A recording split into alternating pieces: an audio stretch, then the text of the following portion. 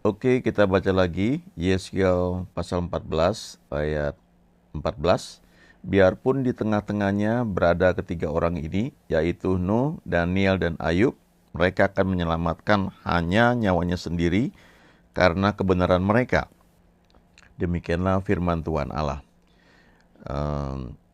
Di pasal 14 ini, tiga nama ini ya, Nuh, Daniel, dan Ayub juga disinggung lagi di ayat yang lain ya. Dan ini menceritakan bagaimana tiga orang ini, Nuh, Daniel, dan Ayub, yang mempunyai profesi yang berbeda, tapi mereka semuanya mempunyai status rohani yang sama-sama istimewa di hadapan Tuhan. Nuh itu hamba Tuhan, penginjil, full-timer, pendeta, gembala, pemberita kebenaran.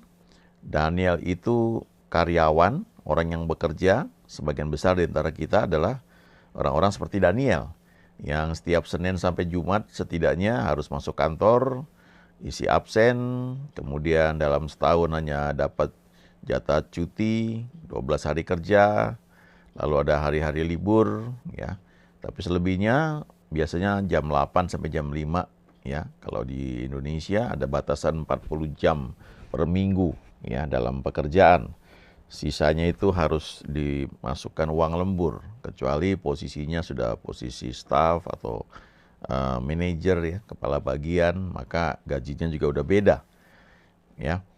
Nah, Daniel tuh mewakili banyak di antara kita, tapi Daniel ini bukan hanya karyawan ya, orang bekerja, tapi Daniel juga adalah tawanan, orang yang nggak punya pilihan. Lalu Ayub itu pengusaha. Tapi tiga orang ini sama-sama punya status yang istimewa di hadapan Tuhan. Ya. Statusnya istimewa karena dikatakan dalam terjemahan lain ini, walaupun Nuh, Daniel, dan Ayub, tiga orang itu tinggal di situ, di satu daerah, kebaikan mereka, ya, atau status mereka yang dikatakan orang yang dibenarkan, ya, di hadapan Tuhan, itu hanya dapat menyelamatkan diri mereka sendiri. Ya, jadi artinya kalau satu daerah itu ada malapetaka, semuanya kena masalah ya atau kena dampaknya, tapi tiga orang ini diluputkan. Ya, ini seperti Mazmur 91 yang mungkin sering kita ucapkan. Walau 1.000 orang rebah di sisiku dan 10.000 di sebelah kananku, tetapi tidak akan menimpa aku. Ya. Kenapa? Itu karena hati yang melekat kepada Tuhan. Ya. Mazmur 91 juga mengatakan, sungguh hatinya melekat kepadaku, maka aku akan meluputkannya. Nah, Nuh itu jelas ya statusnya di hadapan manusia tuh dia ya mewakili para full timer, para pendeta, ya gembala, gembala gereja, penginjil. Karena dikatakan di 2 Petrus 2 ayat 5, dan jikalau Allah tidak menyayangkan dunia purba tetapi hanya menyelamatkan Nuh, pemberita kebenaran itu, ya. Di sini disebutkan Nuh itu pemberita kebenaran, pemberita Injil ya atau ya full timer ya, gembala, pendeta ya. Dengan 7 orang lain ketika ia mendatangkan air bah atas dunia orang-orang yang fasik ya dan seterusnya. Jadi sebagian orang tuh suka berpikir kenapa orang ini dekat dengan Tuhan karena dia pendeta, dia gembala ya. Enggak juga ya. Tidak semua pendeta atau gembala full timer itu cukup mendekat dengan Tuhan dalam arti punya pergaulan dengan Tuhan ya. Tapi sebagian mungkin jadi kayak profesi saja ya, bukannya salah, tapi kalau kita disebut katakanlah full timer ya atau kita penilik jemaat atau pendeta atau gembala, harusnya itu mendorong kita untuk lebih fokus ya, lebih pasti punya waktu pribadi dengan Tuhan yang memang diberikan teladan ya oleh Yesus ketika dia di muka bumi ini, bagaimana pagi-pagi benar dia pergi ke tempat yang sepi ya, dia bangun pergi ke tempat yang suci dan yang sepi dan dia berdoa di sana ya untuk bangun hubungan dengan Tuhan. Jadi kalau kita melayani Tuhan ini sangat-sangat penting ya, membangun hubungan dengan Tuhan. itu di kitab Petrus ya, surat Petrus cerita mengenai Nuh. Nah sekarang Daniel bagaimana? Daniel ini kan tawanan ya. Dia ada berempat ya dengan Sadrah, Mesakh, Abednego. Nah, kita perlu lihat ini bagaimana sikap Daniel. Di Daniel pasal 1 ayat 8 dikatakan Daniel berketetapan untuk tidak menajiskan dirinya dengan santapan raja. Ya. Ini padahal makanan yang enak ini, makanan pilihan. Tapi sebagian itu santapan raja pada masa itu merupakan makanan yang tidak sesuai dengan apa yang Daniel dengan teman-temannya itu percaya harus dihindari ya. Nggak boleh dimakan karena haram pada masa itu ya. Dikatakan di sini Daniel mengambil keputusan untuk tidak menajiskan dirinya dengan santapan raja dan dengan anggur yang biasa diminum raja. Dimintanya kepada pemimpin pegawai istana itu supaya ia tak usah menajiskan dirinya. Nah ini merupakan keputusan yang sangat berani ya untuk dikatakan ya. Karena kan dia tawanan. Ya, dia bukan hanya orang yang kerja atau pada masa ini dia sekolah ya, dididik selama 3 tahun. Ya, kalau kita sudah masuk di satu sekolah, misalnya masuk sekolah pendidikan tertentu ya, kan mungkin ada hal-hal tertentu yang kita lakukan, lalu ada hal tertentu yang menurut kita itu nggak boleh, yang tidak sesuai dengan iman kita. Nah, itu gimana gitu ya? Berani nggak menolak itu dengan risiko mungkin dikeluarkan dari sekolah pendidikan tersebut. Ya ini tentunya setiap orang bisa berbeda ya, tapi yang saya mau sampaikan di sini adalah Daniel mengambil sikap keputusannya untuk tidak korupsi, untuk tidak ikut-ikutan menikmati uang haram misalnya, ya kayak begitu ya. Dan akibatnya di ayat 9, nah ini yang sering kita kutip ya, ketika dikatakan bahwa Daniel sudah memutuskan bahwa dia tidak akan menajiskan dirinya dengan makanan yang ada di meja raja, ya, makanannya spesial itu, ya, lalu atau dengan anggur ya, yang biasa diminum oleh raja, ya, dia minta supaya dia tidak perlu menajiskan dirinya. Lalu ayat 9, nah ini bahasa Inggrisnya ya, and God gave Daniel favor and compassion ya in the sight of the chief of the enough ya, artinya Allah memberikan favor ya dan compassion ya, belas kasihan.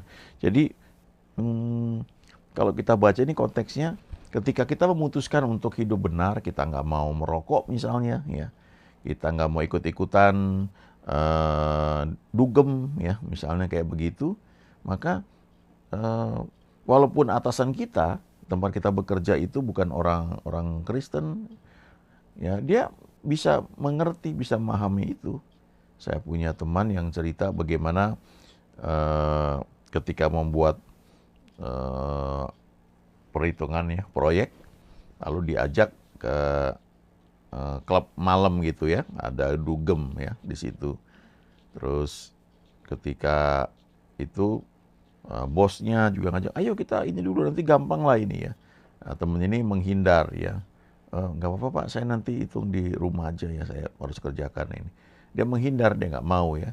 Nah, besoknya dengar kabar proyeknya gagal ya. Jadi resikonya itu ya, ketika dia menolak ya untuk ikut-ikutan, dia dinilai ya tidak kompeten. Nah, apakah kita berani bersikap seperti itu? Ya. Dan percaya bahwa Tuhan bisa sediakan yang lebih baik. Ya.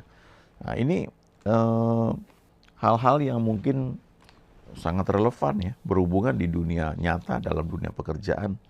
Ada uang hasil korupsi misalnya. Ya.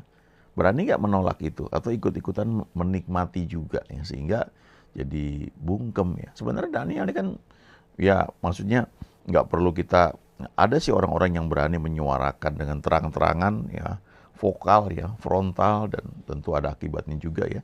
Tapi kalaupun misalnya kita tidak berani ngomong secara langsung, tapi untuk diri kita sendiri ya berani nggak kita mengambil sikap, oh saya enggak ya, makasih, kayak begitu. Nah ini yang membuat Daniel tuh mendapatkan favor ya. Kita suka akui favor of God, favor of man, tapi apakah kita berani bersikap ketika dapat tawaran yang menarik, ya, kita menolak karena kita tahu itu akan membuat ibadah kita kepada Tuhan itu jadi tidak tulus, ya, tidak benar, ya, tercemar, ya. Ya, jujur ini bukan hal yang mudah, tapi percayalah kalau kita bergantung kepada Tuhan, ya, ada risiko, tapi kalau kita percayakan hidup kita kepada Tuhan, Tuhan akan lindungi, Tuhan akan jagai. Ya, saya punya beberapa cerita, ya, teman-teman yang mungkin dulu aktif di dalam pelayanan, tapi ketika masuk di dunia pekerjaan, mungkin sulit untuk melakukan hal seperti ini, ya, sehingga terlibat dalam banyak hal, praktek-praktek yang membuat mereka terjerat masalah hukum, ya. Tidak mudah memang, ya. Tapi sekali lagi percayalah kalau kita sungguh-sungguh mengandalkan Tuhan, ada ujian, ya. Tapi Tuhan akan lindungi kita, ya. Ini sudah di luar kemampuan manusia. Ya, kita baca kisah Daniel kan seperti itu, ya. Nah, lalu berikutnya kita melihatnya, kenapa Daniel ini menjadi istimewa, sehingga namanya tuh disejajarkan dengan Nuh yang adalah full timer, pendeta, gembala, ya. Juga dengan Ayub yang adalah pengusaha. Padahal Daniel ini ya karyawan, ya. Karyawan dan juga tawanan. Kita lihat di Daniel 9 ayat 23, ya. Dikatakan di sini ada malaikat Gabriel datang dan berkata, Daniel, engkau itu sangat dikasihi, ya. At the beginning of your petitions, ya, pada saat engkau berdoa, ya, saat engkau berdoa tuh langsung jawaban tuh keluar, an answer went out, ya, langsung muncul firman, dan aku datang untuk memberitahukan jawaban itu, for you are highly precious, karena engkau tuh sangat berharga, sangat disayang oleh Tuhan, ya, engkau sangat dikasihi, bahasa Indonesianya, ya, itu dampaknya, ya.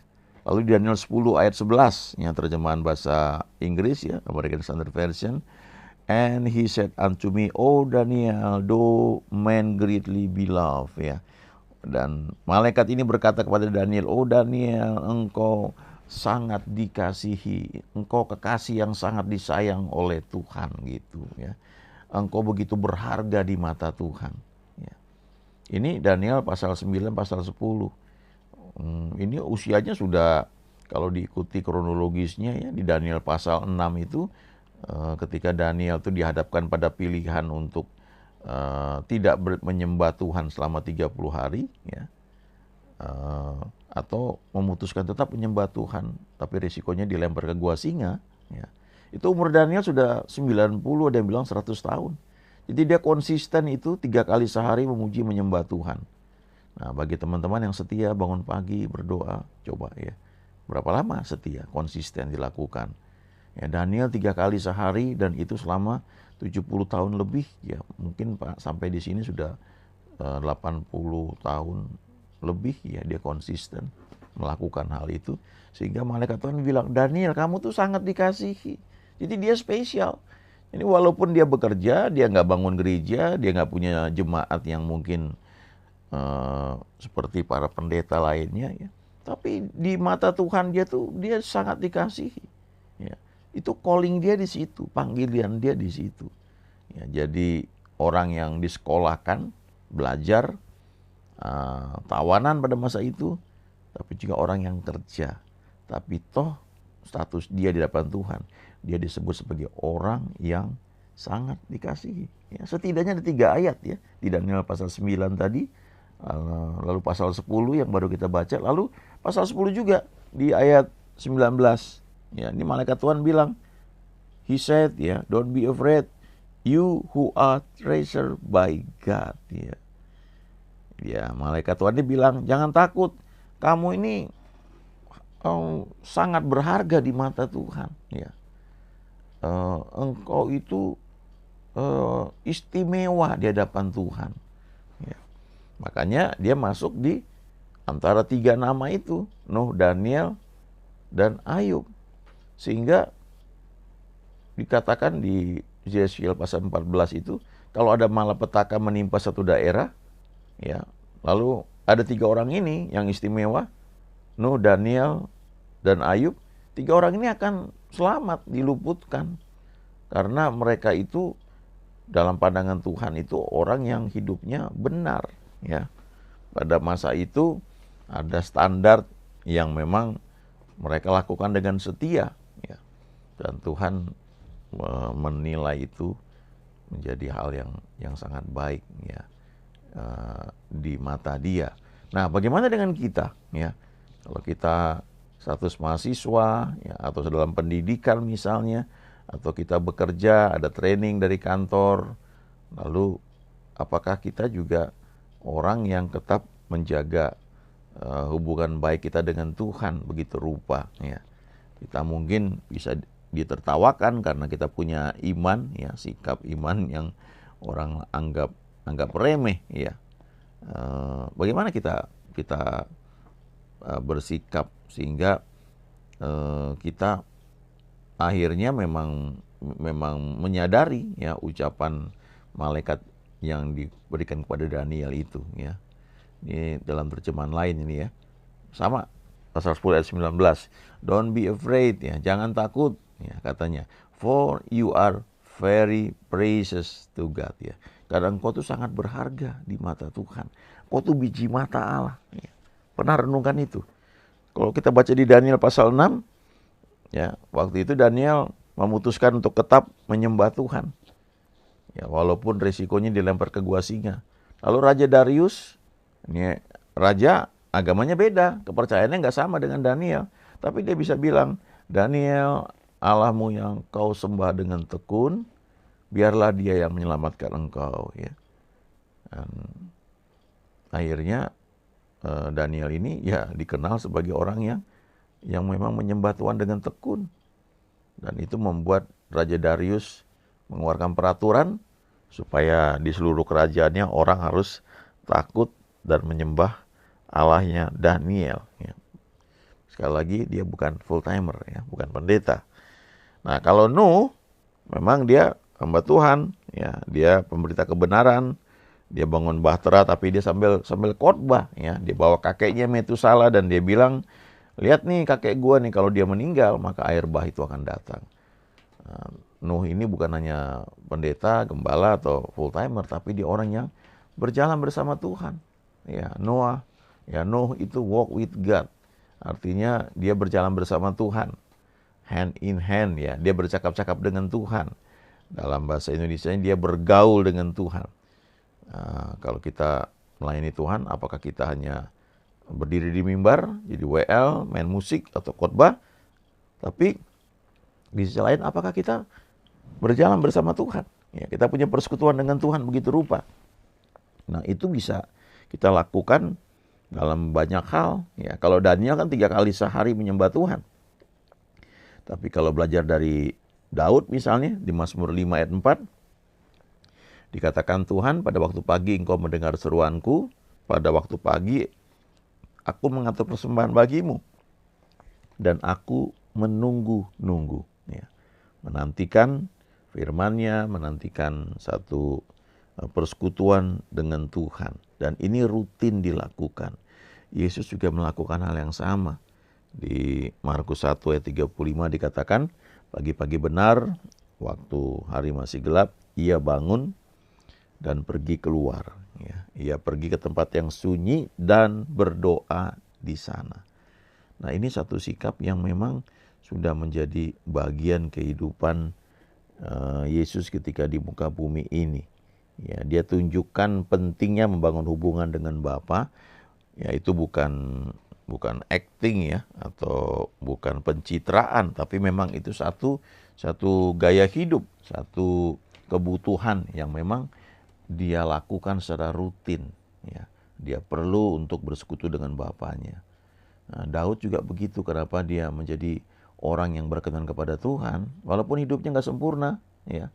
Dia pernah jatuh dalam perzinahan, dia pernah ambil istri orang, dia merancang pembunuhan dan nggak sempurna. Tapi toh dia orang yang bergaul dengan Tuhan. Ya, dia bertobat juga, ya. Dan salah satu hal yang dia tunjukkan adalah bagaimana pagi-pagi dia juga bersekutu dengan Tuhan. Ya, sehingga seperti Daniel tadi, hidupnya beda, ya, dengan orang lain. Haleluya. Amin.